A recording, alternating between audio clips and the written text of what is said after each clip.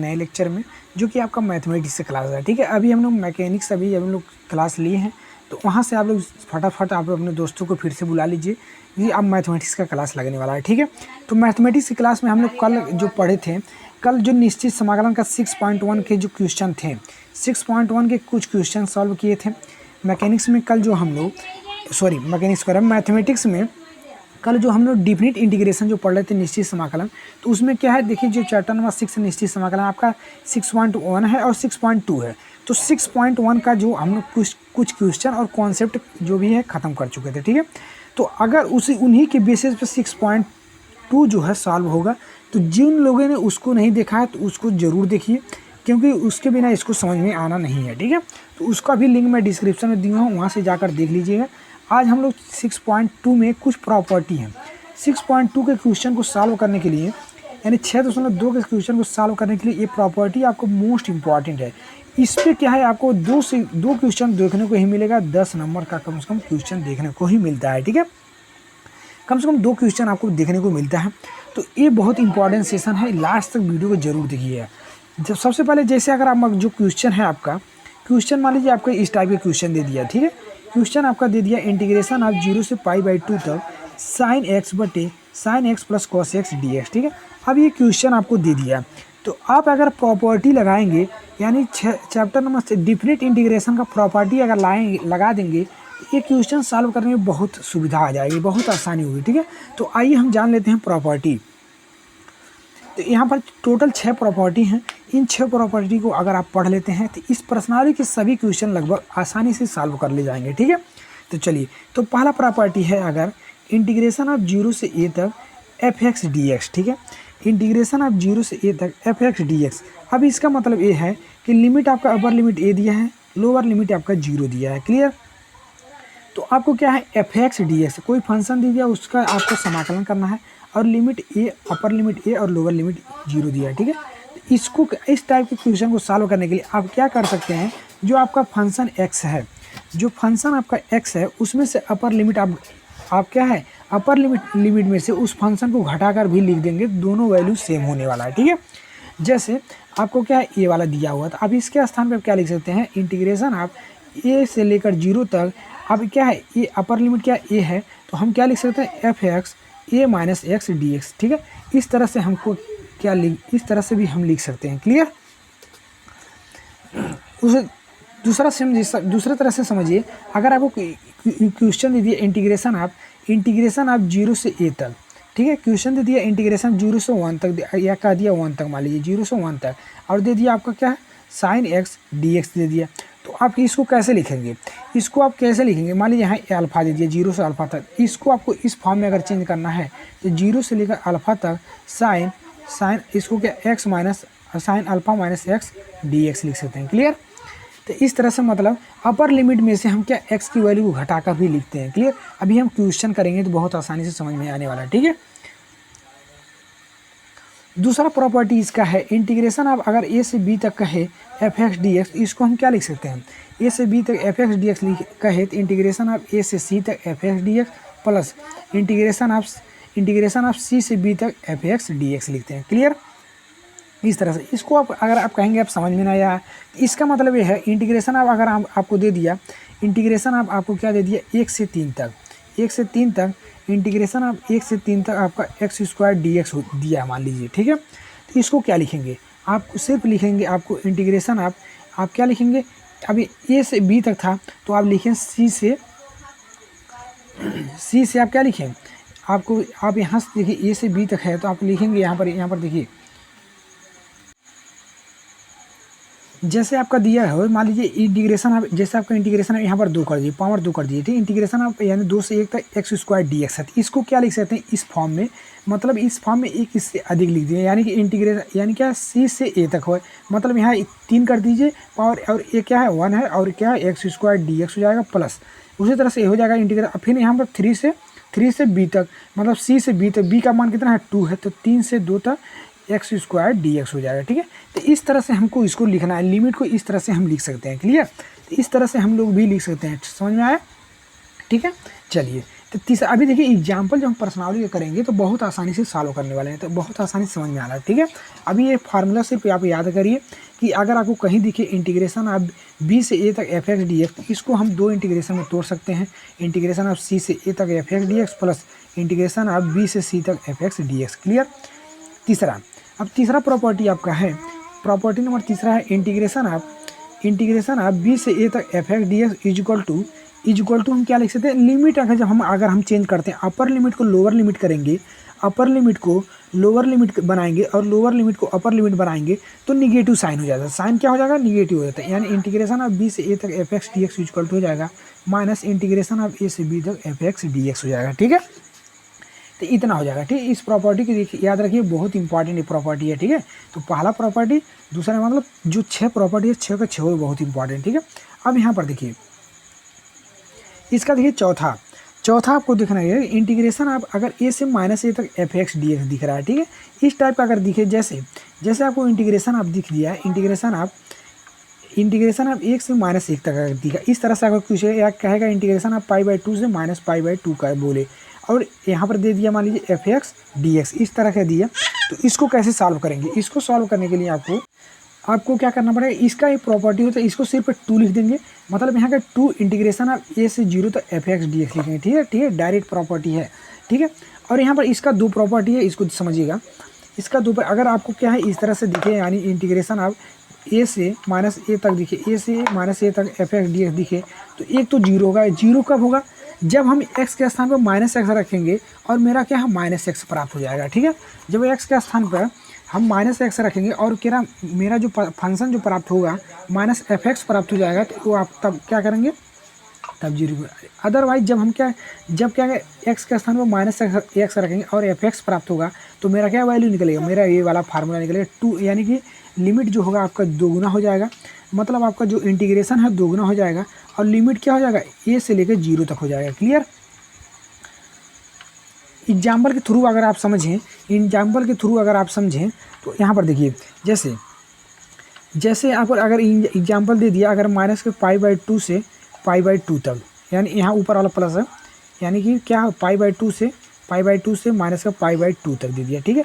और आपका कोई फंक्शन एफ एक्स दे दिया, डी एक्स दे दिया, इस तरह से कोई फंक्शन दिया है, तो आपको क्या करना है, इस फंक्शन एक्स के स्थान पर माइनस एक्स रखना है। जैसे आप माइनस एफ एक्स रखेंगे, अगर माइनस एफ एक्स हो गया तो आपको सीधा वैल्यू 0 हो जाएगा।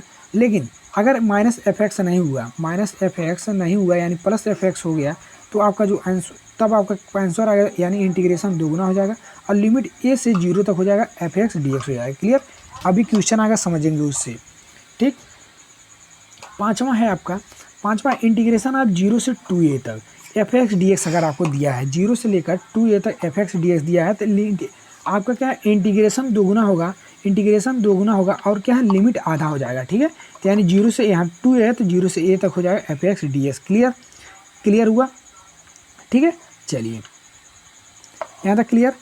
चलिए अब यहाँ पर एक प्रॉपर्टी और है, 6वां प्रॉपर्टी, इसको ध्यान में रखिए। तो 6वां जो प्रॉपर्टी है, इंटीग्रेशन आपका क्या है बी से ए तक एफ एक्स डी एक्स है, इंटीग्रेशन ऑफ बी से ए तक एफ एक्स डी एक्स है, तो इसको हम क्या लिख सकते हैं, आप क्या है लिमिट को भी चेंज कर सकते हैं। जैसे अभी इसके पहले हम लोग कर रहे थे चेंज कर रहे थे क्या, कि हम जब प्रतिस्थापन द्वारा टी मान रहे थे तो लिमिट को भी चेंज कराते हैं, यहाँ पर भी आप लिमिट चेंज कर सकते हैं। और यहाँ पर ये भी लिख सकते हैं, अगर आपको कोई फंक्शन एफ एक्स है, जैसे मान लीजिए ए से बी तक फंक्शन एफ एक्स है, तो इस फंक्शन को हम चेंज कर सकते हैं। एक्स के फलन है तो इसको हम टी का भी फलन मान सकते हैं, ठीक है। मान में कोई चेंज नहीं, जैसे मान लीजिए integration of sine x d x है, तो आप इस और डी एक्स है, ठीक है, तो इसको आप लिख सकते हैं इंटीग्रेशन ऑफ ए से बी तक, इसको क्या लिख सकते हैं साइन टी डी टी लिख सकते हैं, ठीक है। इसको इस तरह से भी लिख सकते हैं, मान में कोई चेंजिंग नहीं होने वाली है, ठीक है, वैल्यू वही आएगा, ठीक है। चलिए अब आते हैं एग्जाम्पल के क्वेश्चन के साथ, आपको अच्छे से समझ में आने वाला है, ठीक है। तो पहला सीधे आपको पहला क्वेश्चन आपको दिख रहा है, पहला क्वेश्चन नंबर फर्स्ट। तो क्वेश्चन नंबर फर्स्ट आपको दिखा है, अभी प्रॉपर्टी का यूज इसमें होने वाला है। क्वेश्चन नंबर फर्स्ट बोल रहा है इंटीग्रेशन आप क्या बोल रहा है, क्वेश्चन नंबर फर्स्ट बोला है इंटीग्रेशन आप 0 से π/2 तक यहाँ पर दिया है साइन एक्स बटे क्या दिया है sign x plus cos x, ठीक है, कॉस एक्स डी एक्स, ठीक है। इसका हमको समाकलन करना है। तो हमने अभी आपको प्रॉपर्टी एक बताया है, क्या प्रॉपर्टी बताया है, प्रॉपर्टी बताएं इंटीग्रेशन ऑफ 0 से a तक अगर f(x) कहीं दिखे तो क्या है, अपर लिमिट में से, यानी अपर लिमिट में से हमको क्या है जो फंक्शन x दिया होता है उसको घटाते हैं। तो क्या करते हैं, इंटीग्रेशन ऑफ 0 से a तक आप इसको लिख सकते हैं f ऑफ अपर लिमिट क्या है a माइनस एक्स, इस तरह से लिख सकते हैं। क्लियर। तो वही प्रॉपर्टी यहाँ पर अप्लाई करिए। ठीक है, तो चलिए अप्लाई करते हैं इसको। तो आप सबसे पहले आप इसको i इक्वल टू मान लीजिए, i equal to integration of 0 से π/2 तक साइन एक्स बटे sine x plus cos x d x. Clear. ये आपका समीकरण नंबर 1 हो गया। ठीक है,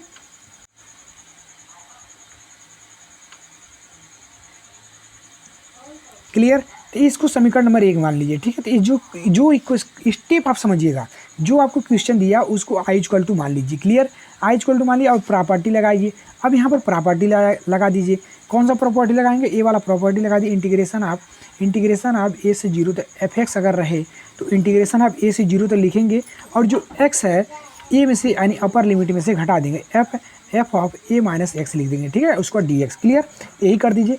अपर लिमिट यहाँ आपका π/2 है, इंटीग्रेशन ऑफ 0 से π/2 तक लिखेंगे, 0 से π/2 लिखेंगे। थोड़ा सा जूम करते हैं। ठीक है, तो इंटीग्रेशन ऑफ 0 से π/2 लिखिए। अब यहाँ पर देखिए π/2 में से हमको x को हटा देंगे। ठीक है, इस प्रॉपर्टी से। ठीक है, तो क्या हो जाएगा, sine π/2 minus x, sine π/2 minus x बटे नीचे भी यही होगा sine π/2 minus x plus cos π/2 minus x हो जाएगा। क्लियर, इतना हुआ। ये अभी i इक्वल टू ही आ रहा है। ठीक है, i इक्वल टू ही आ रहा है। अब i इक्वल टू क्या मिल गया, i इक्वल टू आपको मिला इंटीग्रेशन ऑफ 0 से π/2 तक। अब यहाँ एक प्रॉपर्टी आप पढ़े होंगे कि साइन π/2 का मतलब 90 होता है, यानी कि 90 माइनस थीटा क्या होता है, कॉस थीटा होता है ना, कॉस थीटा। यही अप्लाई कर दीजिए। तो क्या हो जाएगा, इंटीग्रेशन ऑफ π/2 से 0 तक, इसके स्थान पे हम क्या लिख सकते हैं, साइन π/2 माइनस थीटा यानी कि कॉस थीटा। यहाँ भी साइन π/2 माइनस थीटा यानी कॉस थीटा प्लस यहाँ वही हो जाएगा और कॉस π/2 माइनस थीटा होता है आपका साइन थीटा। क्लियर हुआ यहाँ तक। अब ये समीकरण नंबर 2 मान लीजिए। सिर्फ दोनों स्टेप यही करना है। इसमें इस टाइप के जब भी आपको साइन कॉस में रिलेशन का मिले तो आपको क्या करना है, यही काम करना है। ठीक है, क्लियर। चलिए, तो अब यह है समीकरण 2। अब समीकरण जो 1 माने थे और 2 माने थे उसको क्या करिए, जोड़ दीजिए। तो समीकरण 1 और समीकरण 2 को जोड़ने पर, ठीक है, तो जोड़ दीजिए। समीकरण 1 और समीकरण 2 को जोड़ने पर इसको जोड़ दीजिए। तो i इक्वल टू समीकरण 1 भी था, i इक्वल टू समीकरण 2 भी था। दोनों को जोड़ेंगे तो i plus i equal to हो जाएगा। समीकरण 1 क्या था आपका, इंटीग्रेशन ऑफ π/2 से 0 तक साइन एक्स बटे cos x plus sine x d x. ठीक है, प्लस समीकरण 2 आपका ये है, तो इसको लिख दीजिए इंटीग्रेशन ऑफ π/2 से 0 तक कॉस एक्स बटे sine x plus cos x d x. Clear, इतना हुआ। दोनों को ऐड कर दिए, सिर्फ जो था वो ऐड कर दिए। उसको बाद क्या करिए, अब यहाँ पर देखिए आपका जो है हर भी समान है, लिमिट भी समान है। हर भी समान है और लिमिट भी समान है, तो मतलब क्या, हर भी समान है, लिमिट भी समान है। तो आप क्या है, इन दोनों इंटीग्रेशन को एक इंटीग्रेशन लिख सकते हैं। ठीक है, जैसे मेरा क्या रहता था, integration of x plus cos x था, x plus cos x d x था। तो हम इसको दो इंटीग्रेशन में तोड़ते थे, ना, integration of x d x plus integration of cos D x. उसी तरह से यहाँ पर दो इंटीग्रेशन है तो इसको हम एक इंटीग्रेशन में चेंज कर लेंगे। क्लियर, चूँकि मेरा लिमिट भी समान है तो कोई दिक्कत नहीं होने वाला है। तो इंटीग्रेशन ऑफ π/2 से 0 तक, अब यहाँ देखिए हर समान है तो दोनों आपस में अंश वाला जुड़ जाएगा। तो sign x plus cos x बटे क्या हो जाएगा, sign x plus cos x d x. Clear, अब यहाँ i प्लस i क्या हो जाएगा, 2i हो जाएगा। ठीक है, चलिए अब यहाँ पर देखिए दोनों अंश और हर सेम है, कट जाएगा।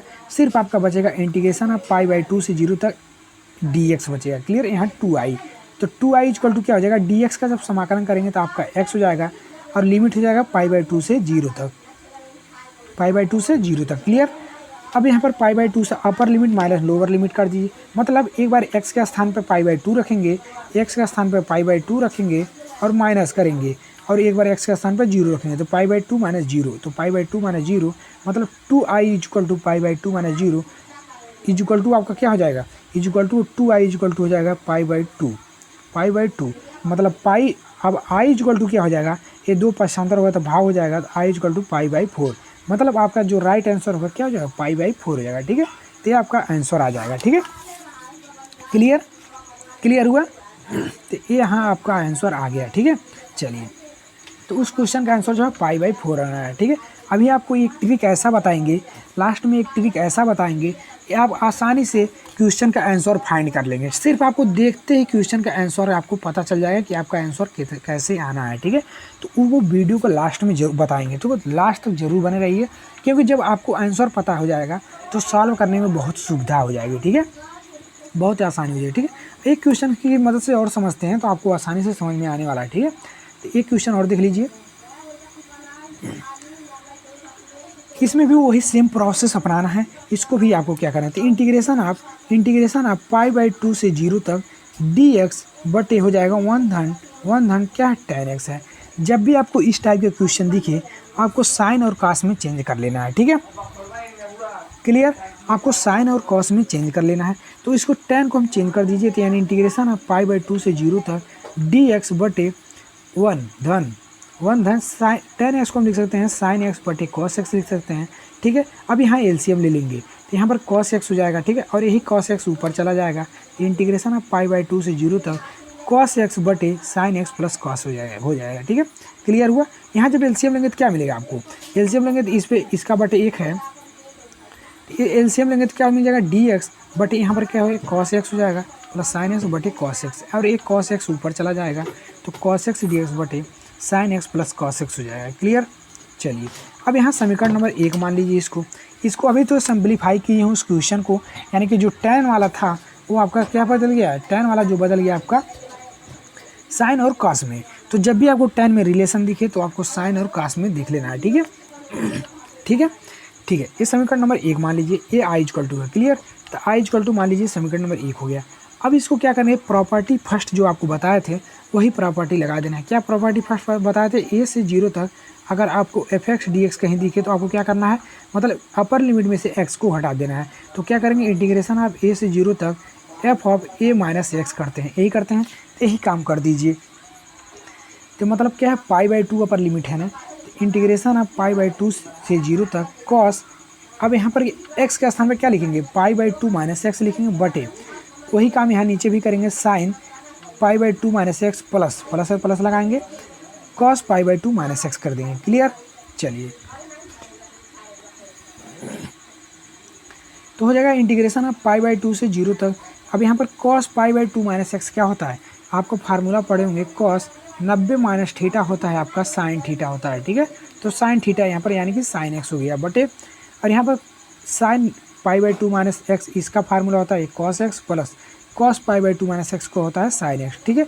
अब इसको समीकरण नंबर 2 मान लीजिए, ठीक है, समीकरण नंबर 2 मान लीजिए। अब ये सेम सिमिलर समीकरण 1 और समीकरण नंबर 2 को ऐड कर दीजिए, सिमिलर यानी कि समीकरण नंबर 1 प्लस समीकरण नंबर 2 कर देंगे। जैसे ही आप समीकरण नंबर 1 और समीकरण नंबर 2 को जोड़ेंगे तो क्या मिलने वाला आपको, i प्लस आई क्या हो जाएगा आपका 2i हो जाएगा। ये तो आपका हो जाएगा लेफ्ट हैंड साइड वाला। अब राइट हैंड साइड वाला क्या था, राइट हैंड वाले साइड वाला आपका जो था इंटीग्रेशन आप क्या था आपका, इंटीग्रेशन ऑफ कॉस एक्स बटे आपका क्या था sign x plus cos x था, कॉस एक्स ये समीकरण नंबर 1 था 0 से पाई/2 तक।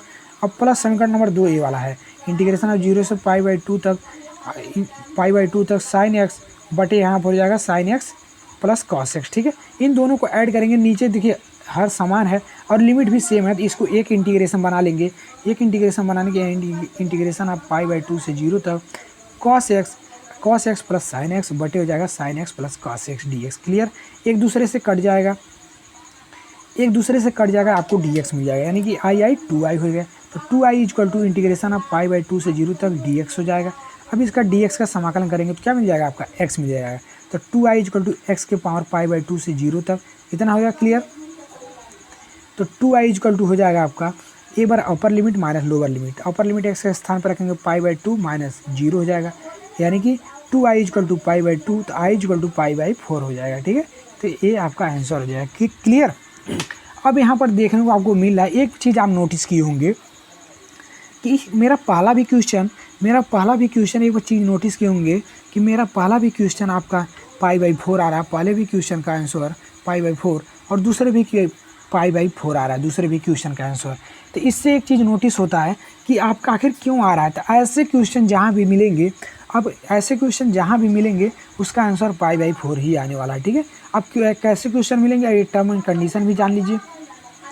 तो जब भी आपको दिखे इंटीग्रेशन ऑफ 0 से π/2 तक, यानी इंटीग्रेशन ऑफ π/2 तक साइन कास में रिलेशन, साइन एक्स बटे यहाँ पर कास में रिलेशन, आपको यहाँ साइन एक्स बटे कास एक्स हो, साइन एक्स बटे कॉस एक्स हो, या आपको कहीं मिले इंटीग्रेशन ऑफ 0 से π/2 तो जहाँ भी आपको साइन और बटे कास में आपको कहीं रिलेशन दिखेगा उसका आंसर π/4 आने वाला है। ठीक है, अब आपको दूसरे क्वेश्चन में अगर आप देखें, यहाँ पर देखिए, यहाँ आपको tan दिखा तो मेरा उद्देश्य क्या था, मैं साइन और कास में चेंज कर लिया, तो फिर आपको इस साइन और कास में मिल गया, और लिमिट भी मेरा क्या है π/2 से 0 है, तो इसका आंसर आप देख कर ही बता सकते हैं कि π/4 आने वाला है। ठीक है, उसी तरह से नेक्स्ट क्वेश्चन का भी देखेंगे, नेक्स्ट क्वेश्चन का इसका भी, ठीक है, इसको भी क्या करेंगे, साइन और कास में चेंज करेंगे।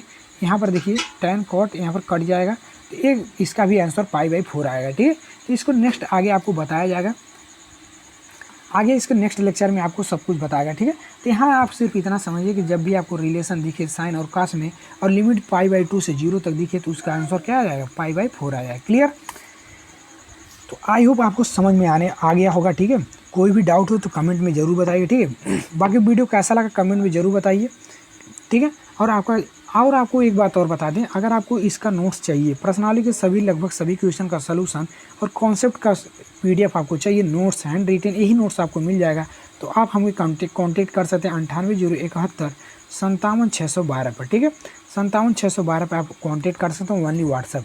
लिखना क्या है, सर हमको नोट्स का PDF चाहिए, या तो आप लिख सकते हैं सर हमको प्राइम मेंबरशिप चाहिए। ठीक है, तो अभी क्या है 49 रुपीज़ में आपको मैथमेटिक्स के साथ मैकेनिक्स का भी दिया जाएगा। ठीक है, और ये ऑफ़र क्या है 30 अप्रैल तक अप्लाई होगा, 30 अप्रैल तक चलेगा। ठीक है, तो 30 अप्रैल के बाद एक सब्जेक्ट का आपको 49 रुपीज़ पे करना पड़ेगा, मतलब अगर मैथमेटिक्स का लेंगे तो उसके लिए आपको 49 देना पड़ेगा, मैकेनिक्स का लेंगे तो उसके लिए अलग से 49 देना पड़ेगा। ठीक है, तो अभी ऑफर है, आपको 49 रुपये में दोनों दे दिया जाएगा, तो आप जल्दी से आपको व्हाट्सएप से कांटेक्ट करना है जिनको भी परचेज करना है। ठीक है, बाकी वीडियो कमेंट आप अपने दोस्तों को भी शेयर करिए, क्योंकि बहुत सारे लोग कमेंट कर बता रहे हैं कि हमारे दोस्त हमको बता ही नहीं रहे हैं कि ये क्लास चल रहा है मैथमेटिक्स का पूरा अच्छे से। ठीक है, तो अपने दोस्त को भी शेयर कर दीजिए कि आप भी ज्वाइन करो, एग्ज़ाम आपके पास ही आने वाला है, 15 जुलाई के बाद आपका एग्ज़ाम होने वाला है, 15 जून आपका नोटिस भी निकाला गया था। ठीक है, तो आप तैयारी में लग जाइए। ठीक है, बहुत ज़्यादा टाइम नहीं है। ठीक,